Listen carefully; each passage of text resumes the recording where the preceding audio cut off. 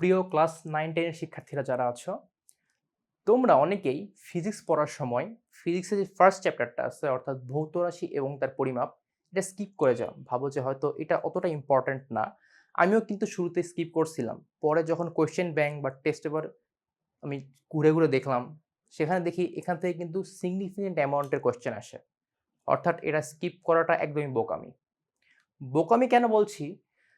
এখানে হাতে গোনা important topic আছে ২ থেকে ৩ টা এবং তুমি যদি সেটা পড়তে পারো এবং টপিকগুলো খুবই সহজ। মনে রাখা, এপ্লাই করা খুবই সহজ। সেটা তুমি যদি পড়তে পারো তাহলে কিন্তু তুমি এসএসসি পরীক্ষায় গিয়ে খুবই ইজিলি ১০ টা মার্ক নিয়ে আসতে পারবা এবং সেখানে ভুল হওয়ার চান্সেস খুবই কম। তো আজকে আমি এই ভিডিওতে সেই চ্যাপ্টারের সবচাইতে ইম্পর্টেন্ট যে টপিকটা সেটা হচ্ছে ভার্নিয়ার স্কেল অর্থাৎ স্লাইড ক্যালিপার যেটাকে বলে, সেটা নিয়ে ডিসকাস করব।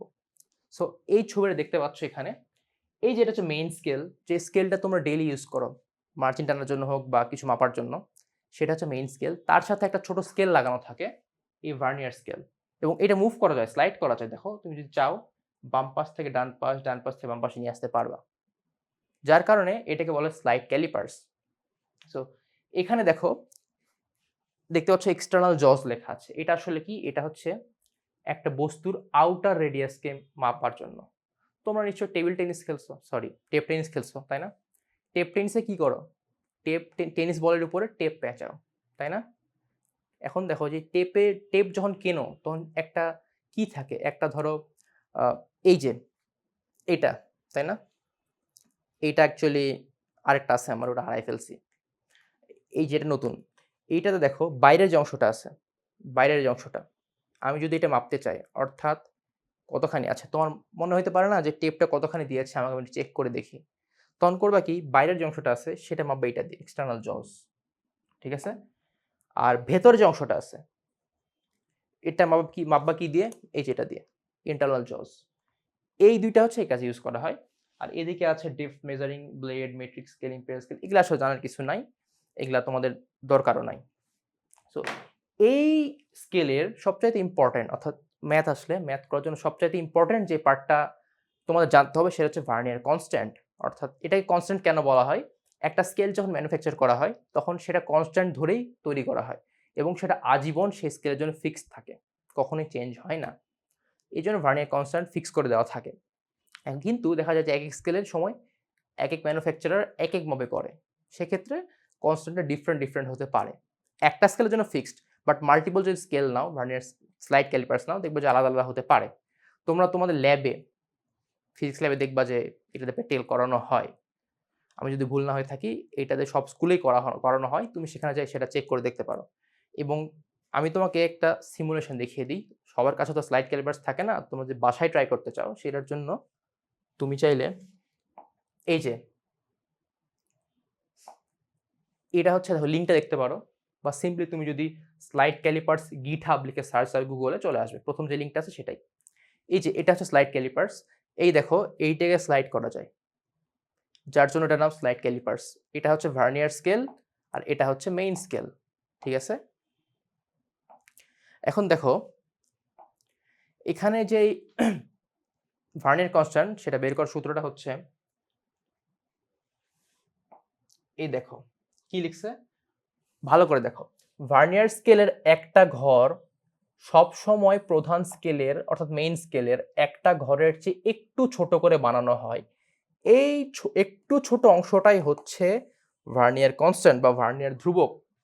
দেখো ভার্নিয়ার কনস্ট্যান্ট সমান সমান 1 main scale division minus 1 vernier scale division, অর্থাৎ মেইন স্কেলের স্মলেস্ট ডিভিশন, স্মল যে পার্টটা, সবচেয়ে ছোট যে সবচেয়ে পার্টটা, সেটা মাইনাস ভার্নিয়ার স্কেলের সবচেয়ে ছোট পার্ট, ঠিক আছে?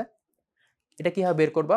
এই ছবিটা দেখো, এই ছবিতে টোটাল এই যে এটা 1 সেন্টিমিটার মানে 10 মিলিমিটার। এই 10 মিলিমিটারের মধ্যে এই অংশটা দেখো, এই অংশটা এটা 0.9 মিলিমিটার। এই 0.9 মিলিমিটারকে এই যে ভার্নিয়ার স্কেল সেটা 10 ভাগে ভাগ করছে, এই দেখো 10টা ভাগ, ঠিক আছে? তাহলে কি দেখো, ভার্নিয়ার স্কেলের ভার্নিয়ার স্কেলের 10 ভাগ সমান মেইন স্কেলের 9 ভাগ, তাই না? ছবিটা ভালো করে দেখো। এখন এখানে ঐকিক নিয়ম দিব। ভার্নিয়ার স্কেলের 1 ভাগ সমান মেইন স্কেলের কয় ভাগ হচ্ছে? 9/10 ভাগ বা 0.9। এই 0.9 এটা হচ্ছে 0.9 মিলিমিটার হবে অ্যাকচুয়ালি। মানে ভার্নিয়ার স্কেলের 10টা ভাগ হচ্ছে 9 মিলিমিটারকে ভাগ করতেছে। 9 মিলিমিটার হচ্ছে এই যে মেইন স্কেল 9 মিলিমিটার। সুতরাং ভার্নিয়ার স্কেলের একটা স্মলেস্ট ভাগ যেটা এই পার্টটা, এটা হচ্ছে 0.9 মিলিমিটার। ঠিক আছে? এই সূত্রে যদি বসাই তাহলে দেখো মেইন স্কেল ডিভিশন অর্থাৎ মেইন স্কেলের স্মলেস্ট যে পার্টটা আছে সেটা হচ্ছে 1 মিলিমিটার। দেখো দেওয়া আছে কিন্তু 1 মিলিমিটার। এর চেয়ে ছোট কিন্তু মাপতে পারবা না মেইন স্কেল দিয়ে, অর্থাৎ মিটার স্কেল যেটা নর্মালি আমরা ইউজ করি সেটা হচ্ছে 1 মিলিমিটার। আর এই ঐকিক নিয়ম থেকে বের করলাম ভার্নিয়ার স্কেলের সবচেয়ে ছোট ইউনিট কত? 0.9 মিলিমিটার। 0.9 মিলিমিটার এটা বিয়োগ করব, তাহলে আসে 0.1 মিলিমিটার। এটাই হচ্ছে ভার্নিয়ার কনস্ট্যান্ট বা ভার্নিয়ার ধ্রুবক। এটা ইউজ করে যখন একটা ম্যাথ করতে দেওয়া হবে বা তুমি যদি একটা বস্তু মাপতে চাও সেক্ষেত্রে কি করবা? টোটাল রিডিং, মানে ওটার রিডিং আর কি, মেইন স্কেল রিডিং। ওই যে তোমাকে শুরুতেই বলছিলাম 3 মিলিমিটার আর 4 মিলিমিটারের মাঝখানে, তখন তুমি কি করবা? ওটার জন্য নিবা 3 মিলিমিটার, নিচেরটা নিবা 3 মিলিমিটার প্লাস ভার্নিয়ার কনস্ট্যান্ট, এই যে ভার্নিয়ার কনস্ট্যান্ট বের করলাম, ইনটু ভার্নিয়ার স্কেল কোইন্সিডেন্স, অর্থাৎ মেইন স্কেলের যেই দাগের সাথে বা মেইন স্কেলের যে কোনো দাগের সাথে ভার্নিয়ার স্কেলের যেই দাগটা সমপতন হয় অর্থাৎ কোইন্সিডেন্ট হয়, মিলে যায়, বুঝতে পারছো? সেটাই কিন্তু হচ্ছে ভার্নিয়ার স্কেল কোইন্সিডেন্স বা ভার্নিয়ার স্কেল সমপতন। সেটা এখানে গুণ করো কিসের সাথে? ভার্নিয়ার কনস্ট্যান্টের সাথে। একটা মান আসবে না, সেটা যোগ করো মেইন স্কেল রিডিং এর সাথে। এরপর যে মানটা আসবে সেটাই তোমার এক্সাক্ট অ্যাকুরেট মান, যেটা তুমি মাপতেছো। তোমাকে সিমুলেশনে দেখিয়ে দিচ্ছি আমি। এই দেখো আমি এখানে একটা প্রবলেম ক্রিয়েট করলাম, সাপোজ এই যে দিলাম। আচ্ছা এখানে অনেক চেঞ্জ হয়ে গেছে তাই না? ভিএসজি কাউন্ট আমরা 10 ধরে করতেছি, 10। ঠিক আছে? এই দেখো এই যে এইটা হলো সেটা বস্তু, এটা মেজার করব। ঠিক আছে? এখানে তুমি খেয়াল করো, আমি জুম করি।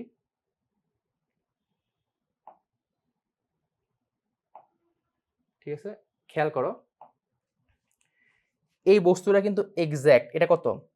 3.3 সেন্টিমিটার কিংবা 33 মিলিমিটার। এটা কিন্তু এক্স্যাক্ট 33 মিলিমিটার না, বুঝতে পারছো? 33 মিলিমিটার চেয়ে একটু বেশি, একটু বেশি। এই দেখো একটু বেশি।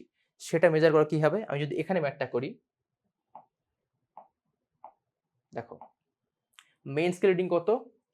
টোটাল রিডিং সমান সমান main scale reading plus vernier constant into vernier scale coincidence.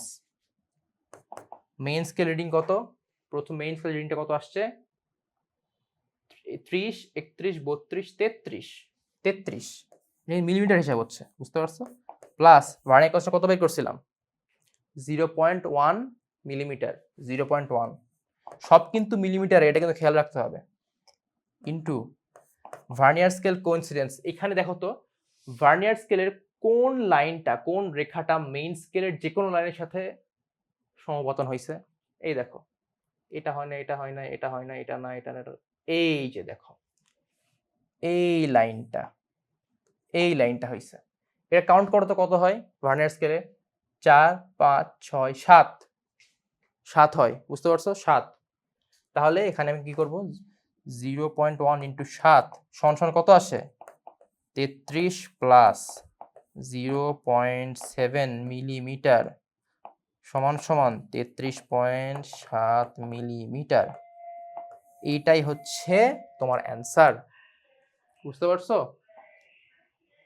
এটাই তুমি অ্যান্সার। এরকম তুমি অনেক কোয়েশ্চেন পাবা, তুমি যদি ভালো করে বইগুলো খেয়াল করো, বইগুলো দেখো, এরকম অনেক কোয়েশ্চেন আছে, সলভ করতে পারবা। এতটুকু কনসেপ্ট জানলেই ভার্নিয়ার স্কেলের মোটামুটি সব কোয়েশ্চেন তুমি সলভ করতে পারবা। মোটামুটি না, সবই কোয়েশ্চেন সলভ করতে পারবা এবং চ্যাপ্টার 1 এ মোটামুটি 90% কোয়েশ্চেন তুমি সলভ করতে পারবা এই কনসেপ্ট দিয়ে। আশা করছি তুমি এইগুলো পড়ে আরও যেই ম্যাথগুলো আছে সেগুলো করে ফেলবা, এবং আরও 2টা ভিডিও দিব আমি, একটা হচ্ছে স্ক্রু গজ আর একটা হচ্ছে ইরোর। এই দুইটাও এই চ্যাপ্টারে মোটামুটি ইম্পর্টেন্ট টপিক। এই 3টা টপিক হয়ে গেলে সিকিউতে তোমাকে কেউ আটকাতে পারবে না। এটা সবচেয়ে ইম্পর্টেন্ট ছিল, একটু বড় হয়ে গেছে, বাট স্ক্রু গজ আর ইরোর কিন্তু অত বড় টপিকও না, খুবই ছোট টপিক। সেটা তুমি যদি 3টা ভালোভাবে দেখো, দেখবা যে খুব ইজিলি তুমি চ্যাপ্টার 1-এর যে কোনো সিকিউ সলভ করতে পারবা। আশা করছি খুবই তাড়াতাড়ি তুমি সবগুলো দেখে ফেলবা, প্র্যাকটিস করে ফেলবা এবং প্রতিটা পরীক্ষায় খুব ভালো রেজাল্ট করতে পারবা। Best of luck.